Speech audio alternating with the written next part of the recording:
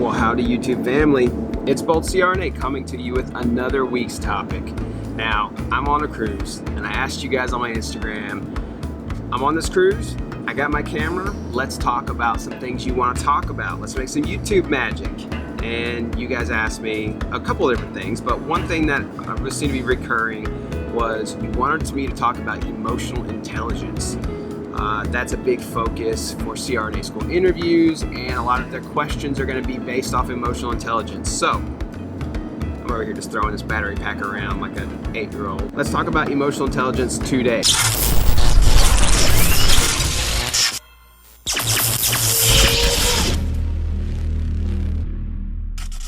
Now, what does emotional intelligence mean? This is a difficult topic, and there are entire books written on things like emotional intelligence. So I'm not going to try and summarize the perfect definition for you.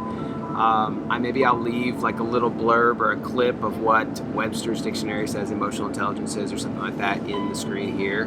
But essentially what I'm looking for and what most CRNAs are looking for when they're talking to you about your emotional intelligence is they want to understand why are you doing what you're doing? And how does this relate into an interview session? Say you're talking to a professor and they're trying to figure you out before they accept you for their program.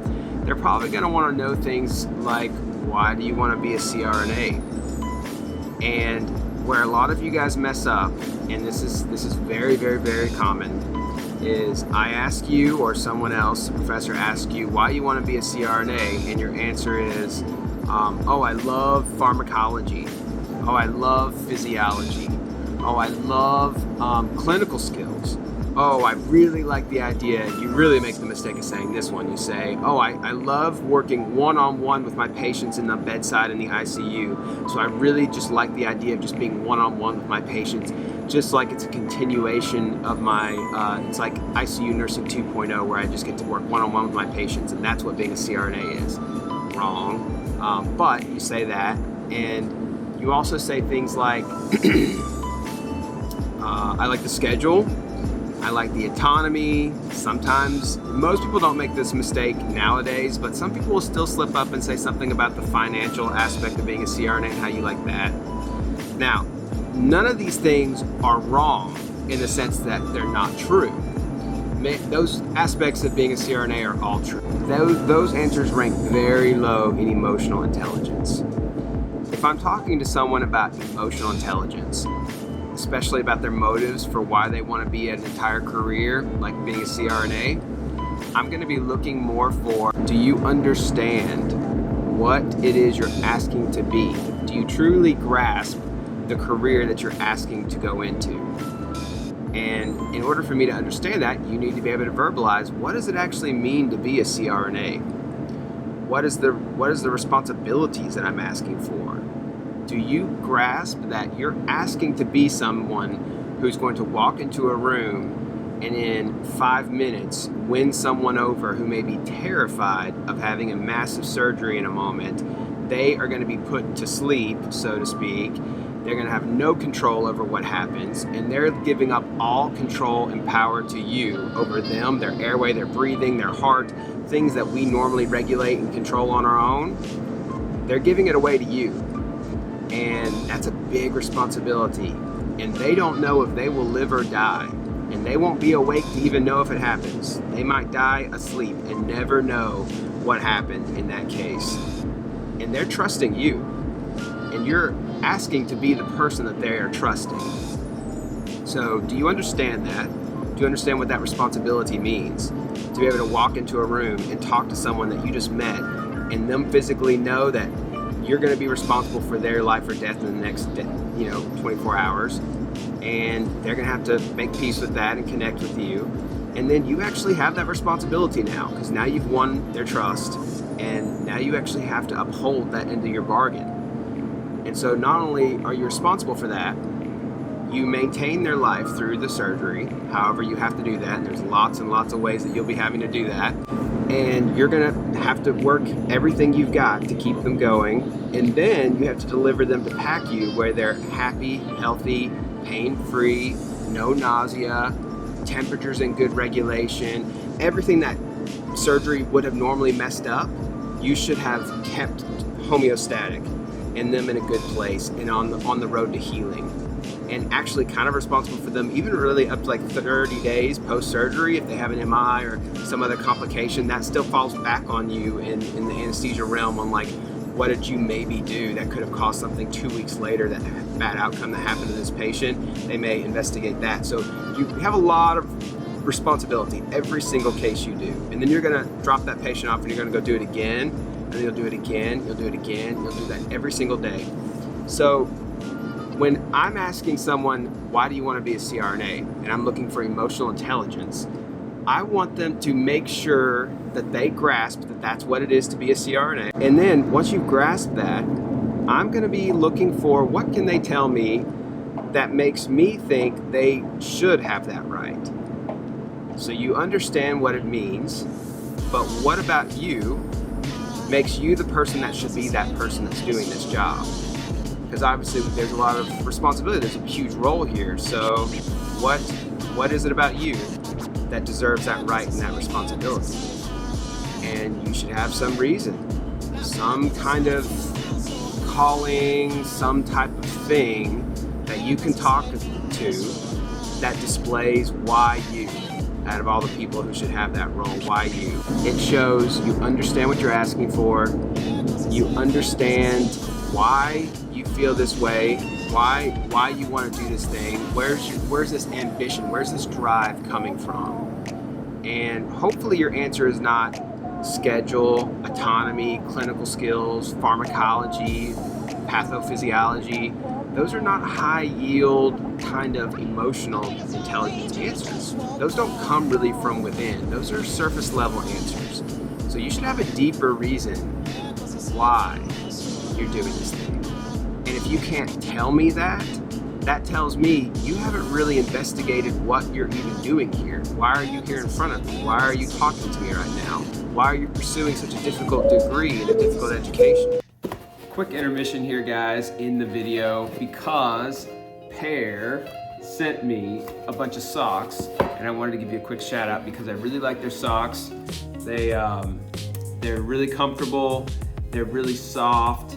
They actually have a lot of different styles, like some sports styles that you can wear in case you're like going to the gym, which is what I use these for. And these are more like the dress socks that I like here. They're very soft and they're warm, but they actually, my feet sweat. I don't know if you guys have that problem, but my feet commonly will sweat in a lot of socks. But with these, they stay airy. I don't really sweat much in them. I really like them. They offer good support. Lots of different types of colors. This style here, I'm wearing them right now actually, and they even have like some cool, let me see if I can show you, some cool word print on them. So yeah, this is what they look like. It's my little fashion show for you there. Sorry for the cross shot. There. So, thank you, Pear. Thank you for the pairs of socks. And I will link you guys a discount code below if you want to check them out. They're a great brand, really good socks. Thanks so much, Pear. Something else about your answer about why you want to be a CRNA. It should include content that makes me feel and sense from you that no matter what happens in the next 3 years, if I give you a slot in my program, which is a coveted, highly sought after spot that many other people would be elbowing you in the neck to get a hold of, if I give it to you and not the other 200 people who want it, are you going to squander it? Do you have a strong enough why that makes me think you're not going to give up, you're not going to quit, you're not going to get into year 2 of the program and you're broken up with your significant other because you never have time for them anymore, you're depressed and sad because you never have time to go have fun and go out with your friends, and you missed your niece's ballet recital, and you missed your sister's birthday, and you've not got to do a lot of the fun hobbies that you like to do, and you don't get to golf anymore, and you don't get to go play basketball with your friends, and you used to go to the gym 5 days a week, but now you're only getting to go to the gym twice, maybe 3 times a week if you're really pushing it. you're a little heavier than you used to be, your cortisol levels are up, and maybe you're on SSRI or some antidepressant, which is very common in CRNA school to be put on one. Maybe I had to go on a proton pump inhibitor from all the stress and just a lot of acid in my stomach. I had to have an EGD done to figure out what's going on. Those are normal. Your body will start to fall apart a little bit in CRNA school just from the sheer level of stress over 3 years of time with no breaks and no stops.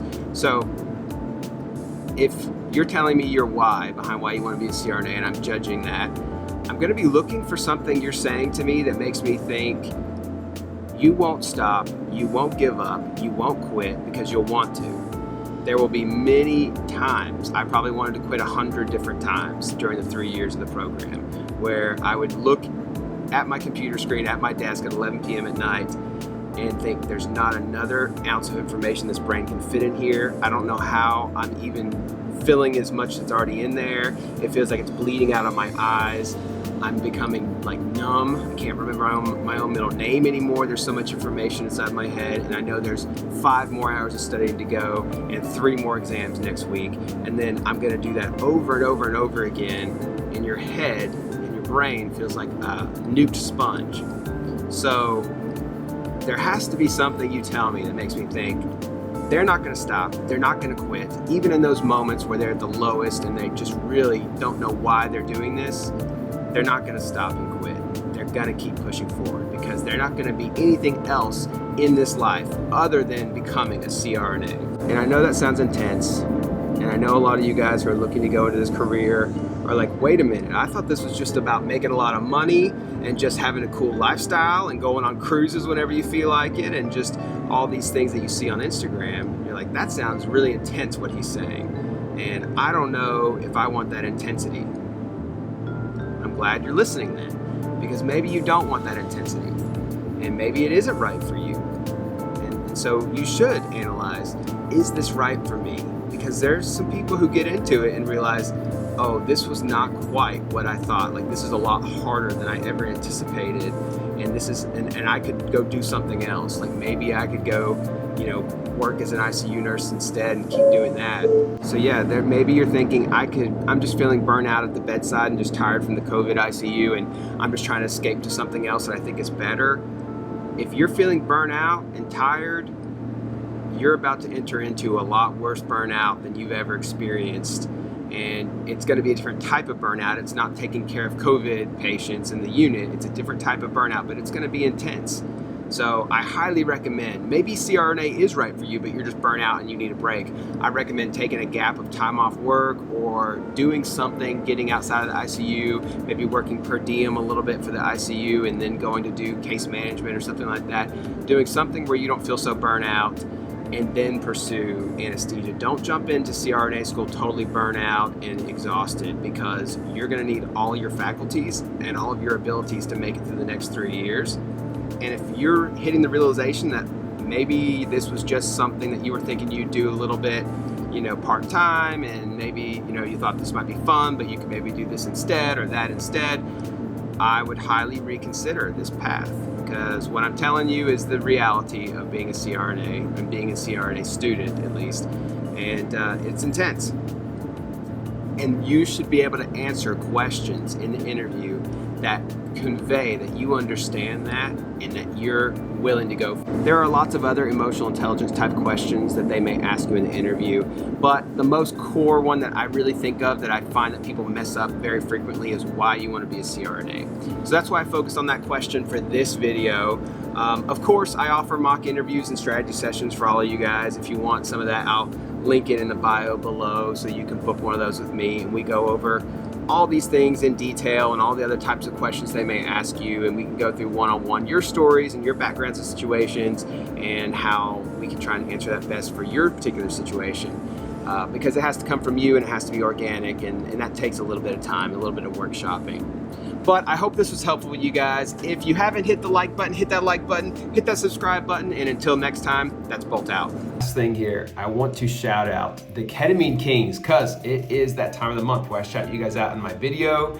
You guys are the MVP. I really appreciate you supporting me and being a member on the channel. And I'm going to start off with Stephen George. Been around for many months now. So thank you, Stephen George. Cynthia Almonte, Andrew Rockenhouse, Christina Rossi, Danielle Manginelli, Liberambe, Justin McMahon, Kasia Liczek, Callie Dolan, Brian Thomas, Ariel Guleb, Alexandra Twitty, Matthew Snodgrass, Tyler Chanley, Julia Rukaj, Mark Leolisis, Paul Collins, and Stephanie Klein. You guys, appreciate you a lot. Thank you so much.